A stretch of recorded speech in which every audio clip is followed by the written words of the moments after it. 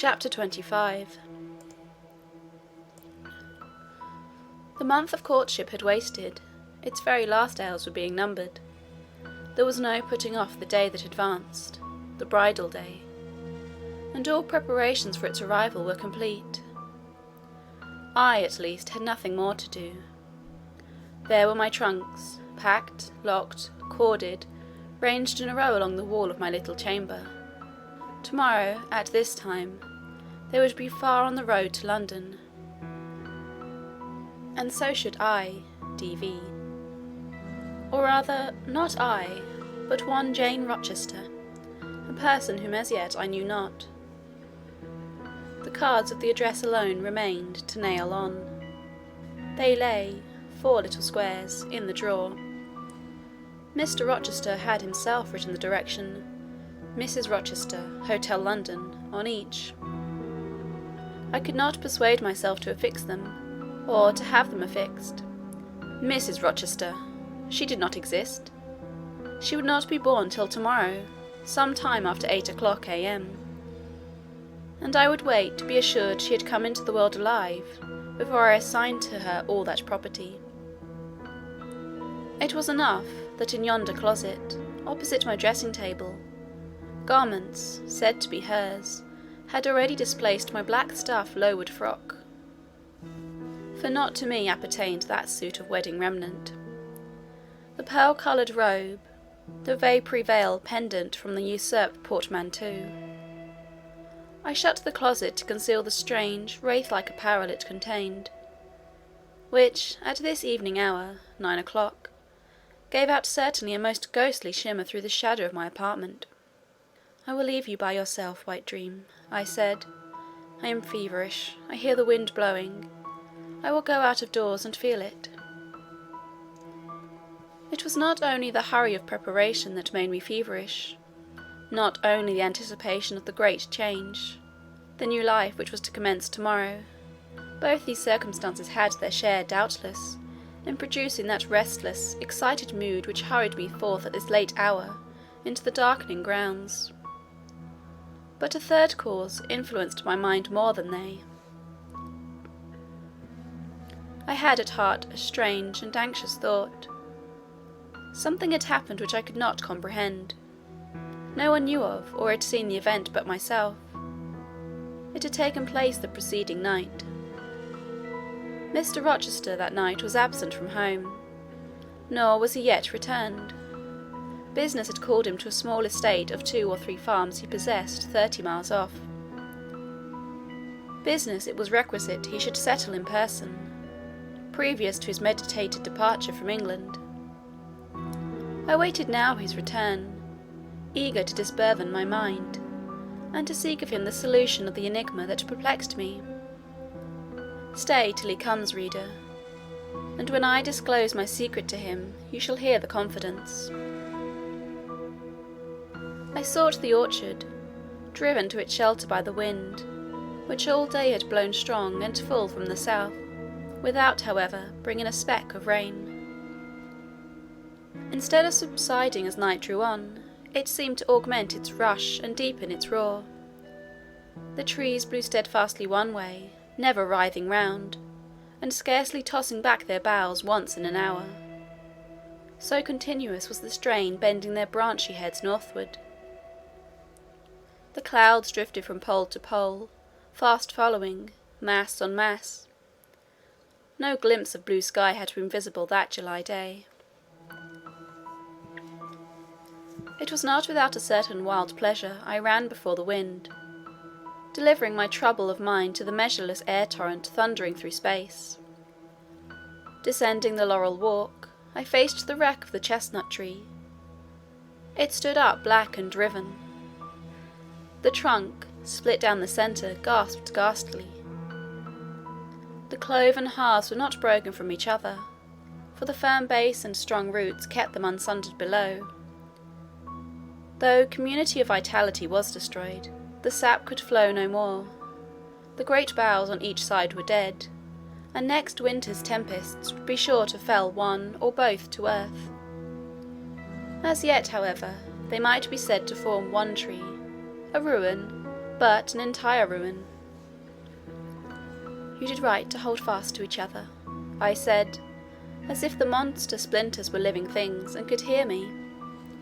I think, scathed as you look, and charred and scorched, there must be a little sense of life in you yet, rising out of that adhesion at the faithful, honest roots. You will never have green leaves more, never more see birds making nests and singing idyls in your boughs. The time of pleasure and love is over with you, but you are not desolate. Each of you has a comrade to sympathize with him in his decay. As I looked up then, the moon appeared momentarily in that part of the sky which filled their fissure. Her disk was blood-red and half overcast. She seemed to throw on me one bewildered, dreary glance, and buried herself again instantly in the deep drift of cloud. The wind fell for a second round Thornfield, but far away over wood and water poured a wild, melancholy wail. It was sad to listen to, and I ran off again. Here and there I strayed through the orchard, gathered up the apples with which the grass round the tree roots were thickly strewn. Then I employed myself in dividing the ripe from the unripe. I carried them into the house and put them away in the storeroom. Then I repaired to the library to ascertain whether the fire was lit. For, though summer, I knew on such a gloomy evening Mr. Rochester would like to see a cheerful hearth when he came in. Yes, the fire had been kindled some time, and burnt well. I placed his armchair by the chimney corner, I wheeled the table near it, I let down the curtain, and had the candles brought in ready for lighting. More restless than ever when I had completed these arrangements, I could not sit still, nor even remain in the house. A little timepiece in the room, and the old clock in the hall, simultaneously struck 10. "How late it grows," I said. "I will run down to the gates. It is moonlight at intervals. I can see a good way on the road. He may be coming now, and to meet him will save some minutes of suspense."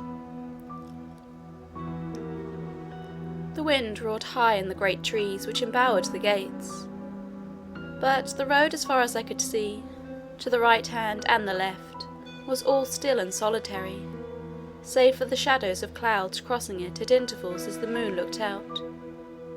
It was but a long pale line, unvaried by one moving speck. A puerile tear dimmed my eye while I looked, a tear of disappointment and impatience. Ashamed of it, I wiped it away. I lingered. The moon shut herself wholly within her chamber, and drew close her curtain of dense cloud. The night grew dark. Rain came driving fast on the gale. "I wish he would come! I wish he would come!" I exclaimed, seized with hypochondriac foreboding. I had expected his arrival before tea. Now it was dark. What could keep him? Had an accident happened? The event of last night again recurred to me. I interpreted it as a warning of distress. I feared my hopes were too bright to be realized, and I had enjoyed so much bliss lately that I imagined my fortune had passed its meridian and must now decline. Well, I cannot return to the house, I thought. I cannot sit by the fireside while he is abroad in inclement weather. Better tire my limbs than strain my heart.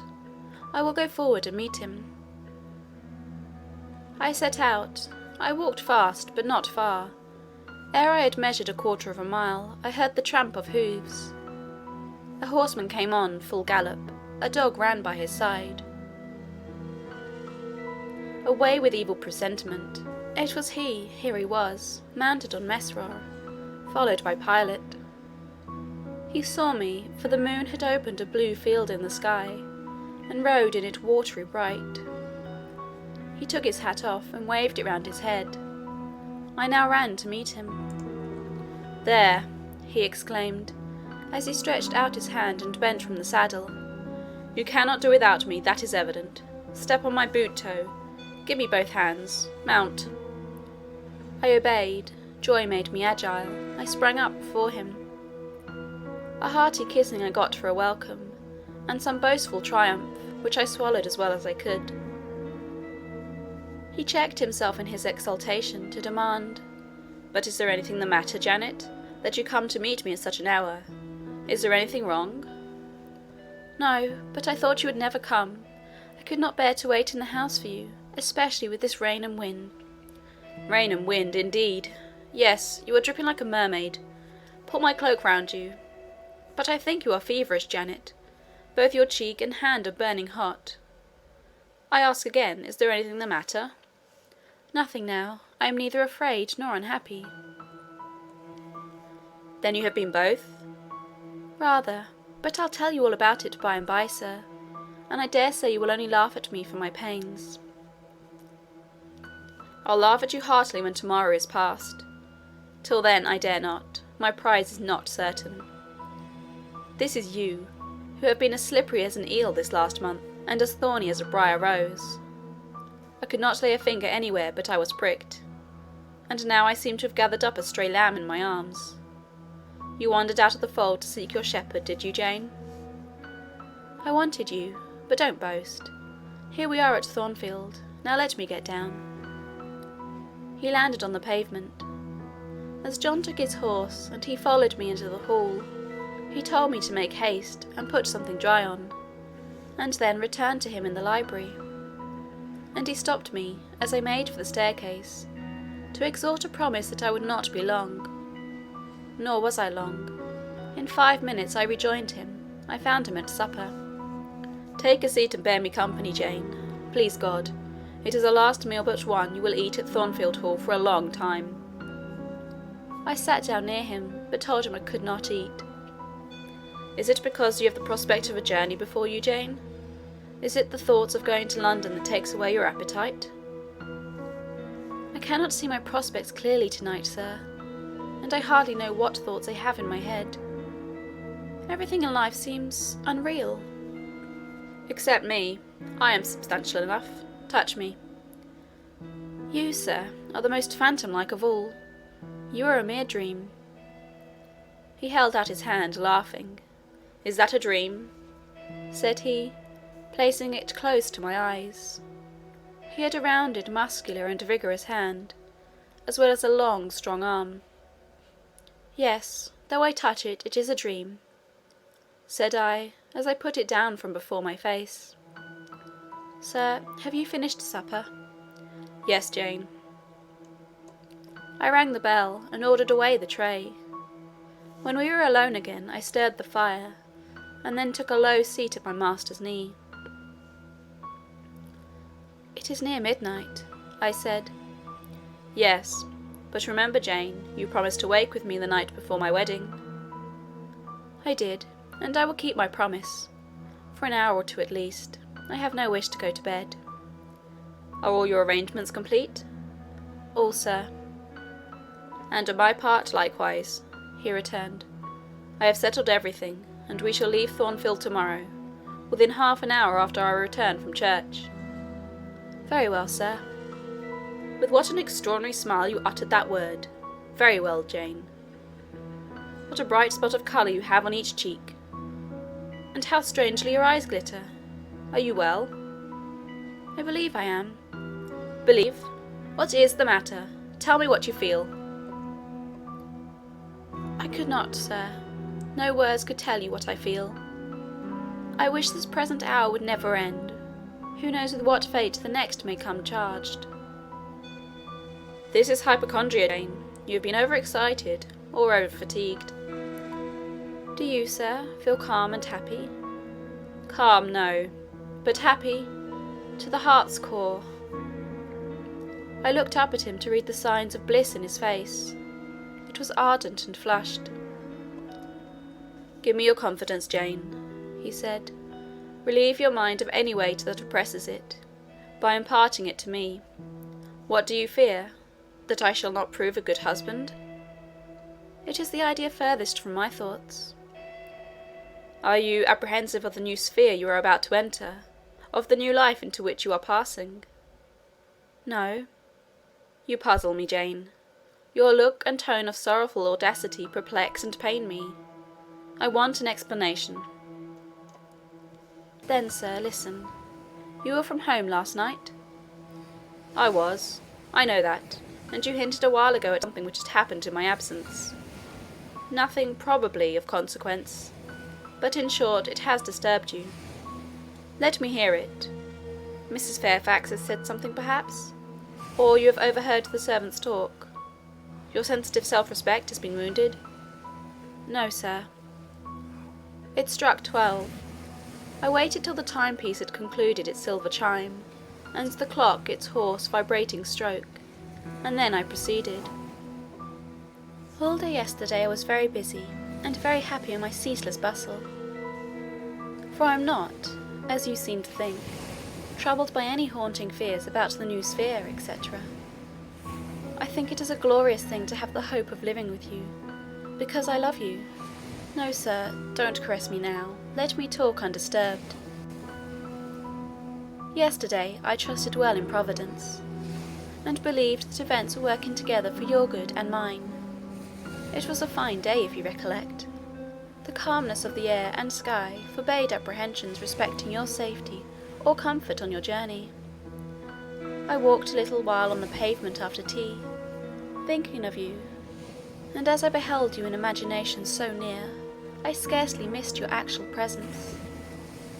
I thought of the life that lay before me, your life, sir, an existence more expansive and stirring than my own, as much more so, as the depths of the sea to which the brook runs are than the shallows of its own straight channel. I wondered why moralists call this world a dreary wilderness. For me it blossomed like a rose.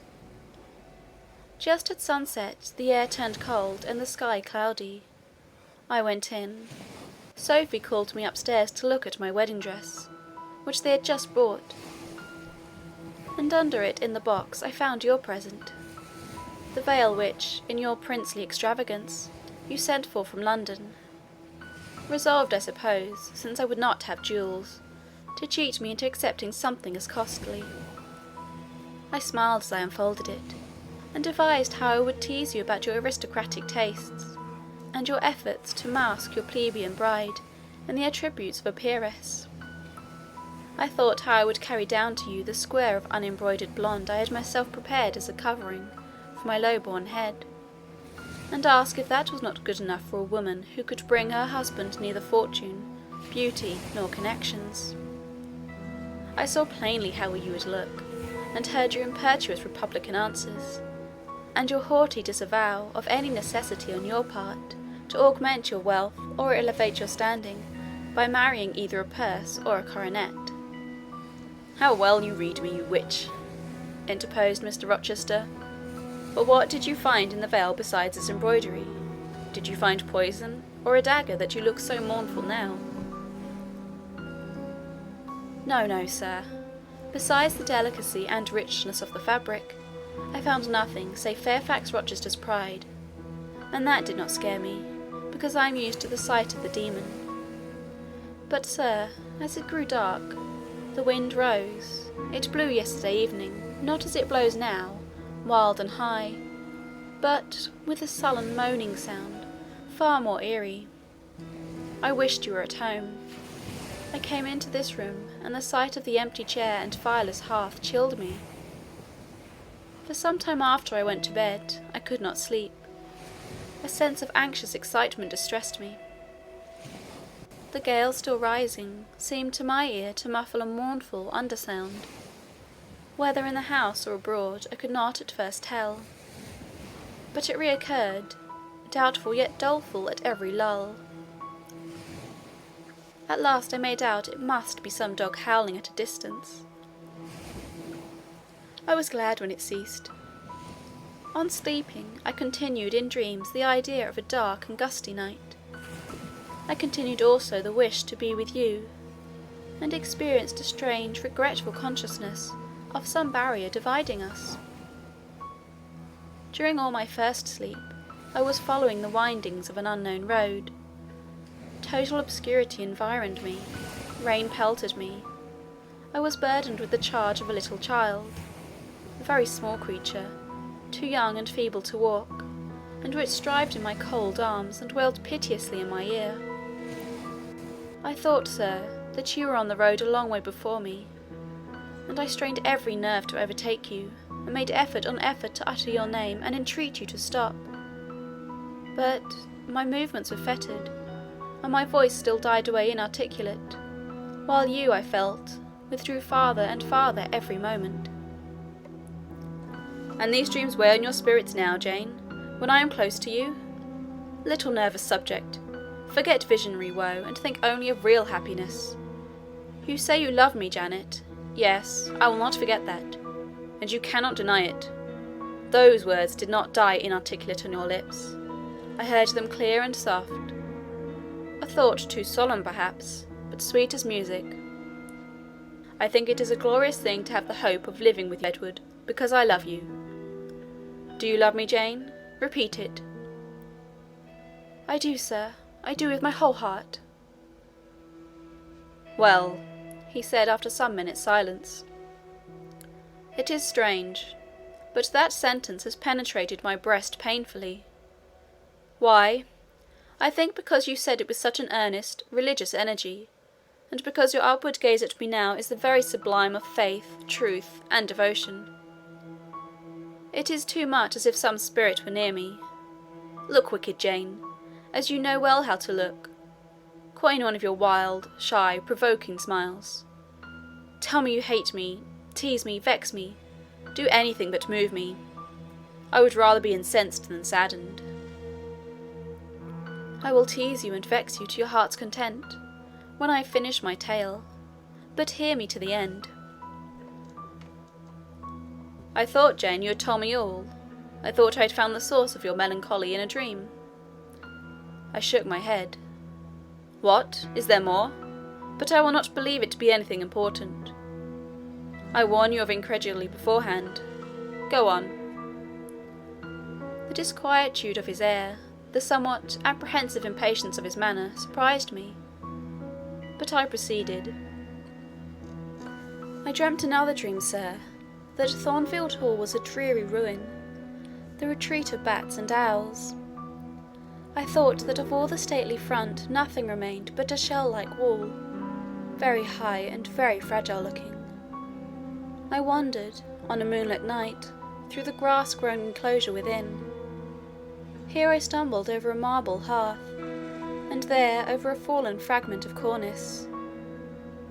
Wrapped up in a shawl, I still carried the unknown little child.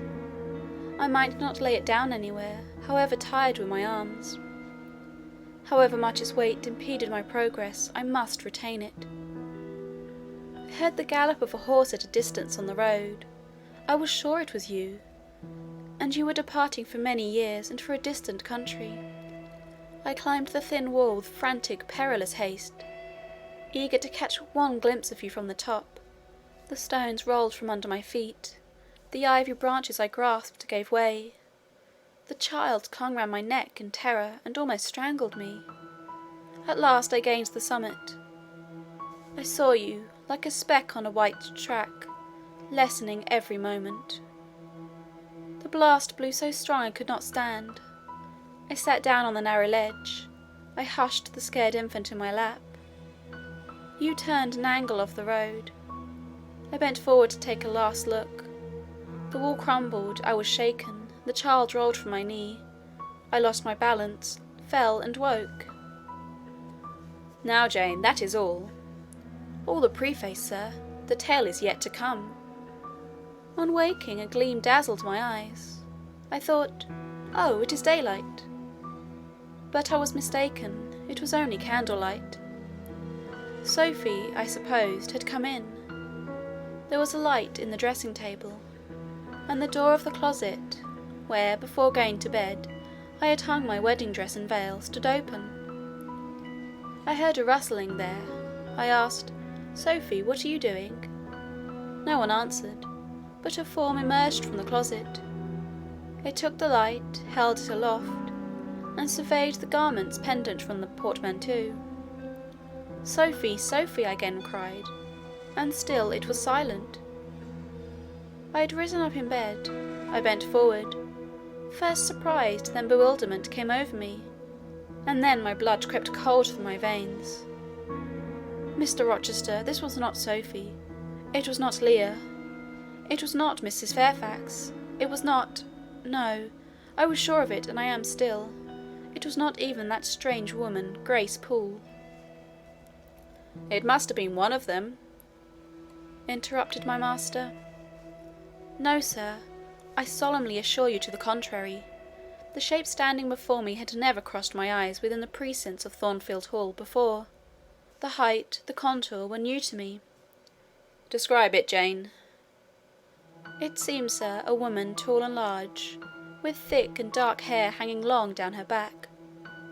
I know not what dress she had on. It was white and straight, but whether gown, sheet, or shroud, I cannot tell. Did you see her face? Not at first, but presently she took my veil from its place. She held it up, gazed at it long, and then she threw it over her own head and turned to the mirror. At that moment I saw the reflection of the visage and features quite distinctly in the oblong glass. And how were they? Fearful and ghastly to me. Oh, sir, I never saw a face like it. It was a discoloured face. It was a savage face. I wish I could forget the roll of the red eyes, and the fearful blackened inflation of the lineaments. Ghosts are usually pale, Jane. This, sir, was purple. The lips were swelled and dark, the brow furrowed, the black eyebrows widely raised over the bloodshot eyes. Shall I tell you of what it reminded me? You may. Of the foul German spectre, the vampire. Ah, what did it do? Sir, it removed my veil from its gaunt head, rent it into 2 parts, and flinging both on the floor, trampled on them. Afterwards? It drew aside the windowed curtain and looked out. Perhaps it saw dawn approaching, for taking the candle it retreated to the door. Just at my bedside the figure stopped. The fiery eyes glared upon me. She thrust up her candle close to my face and extinguished it under my eyes. I was aware her lurid visage flamed over mine, and I lost consciousness for the second time in my life. Only the second time. I became insensible from terror. Who was with you when you revived? No one, sir, but the broad day. I rose, bathed my head and face in water, drank a long draught, felt that though enfeebled I was not ill, and determined that to none but you would I impart this vision. Now, sir, tell me who and what that woman was.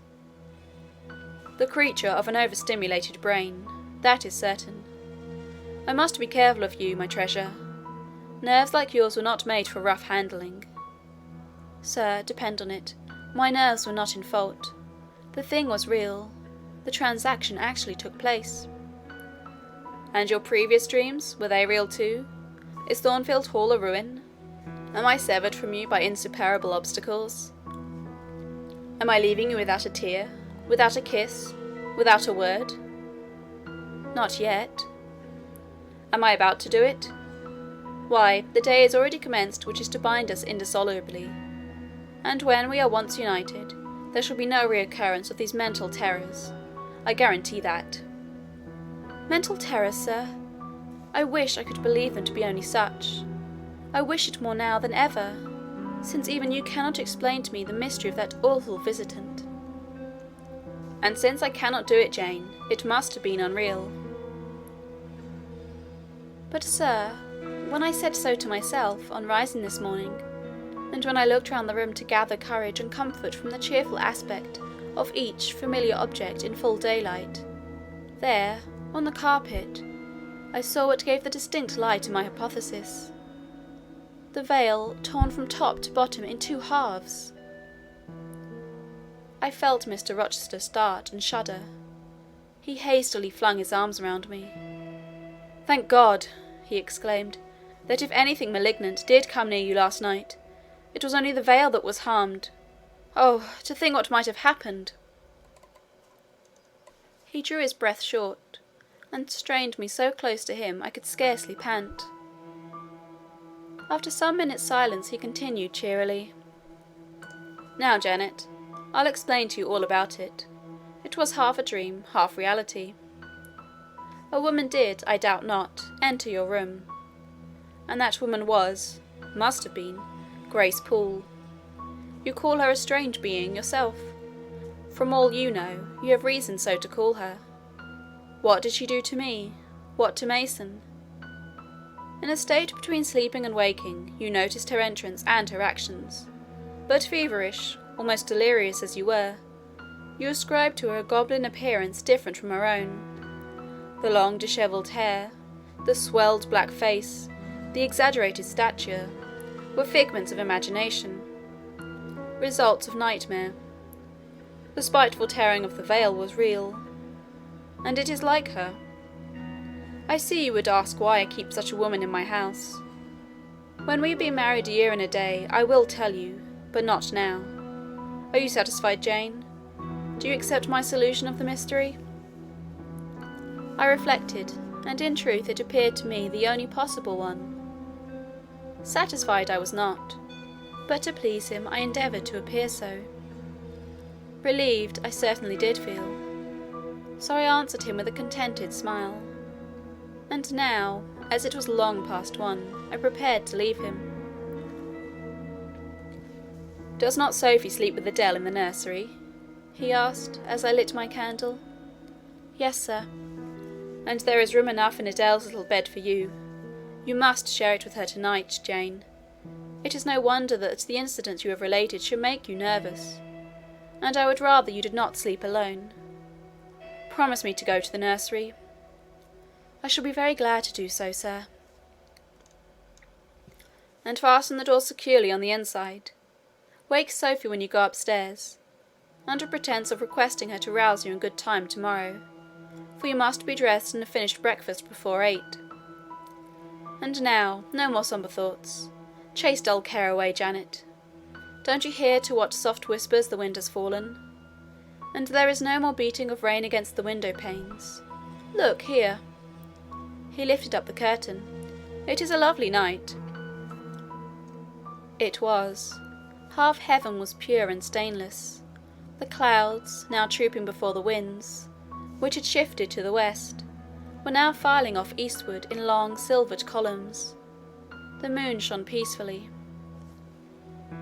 "Well," said Mr. Rochester, gazing inquiringly into my eyes, "how is my Janet now?" "The night is most serene, sir, and so am I."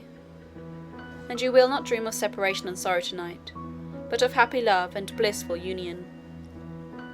This prediction was but half fulfilled. I did not indeed dream of sorrow, but as little did I dream of joy, for I never slept at all.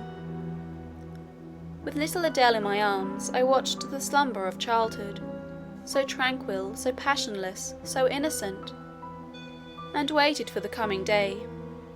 All my life was awake and astir in my frame, and as soon as the sun rose, I rose too. I remember Adele clung to me as I left her.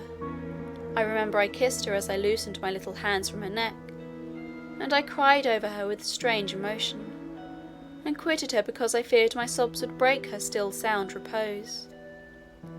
She seemed the emblem of my past life, and he I was now to array myself to meet, the dread but adored type of my unknown future day.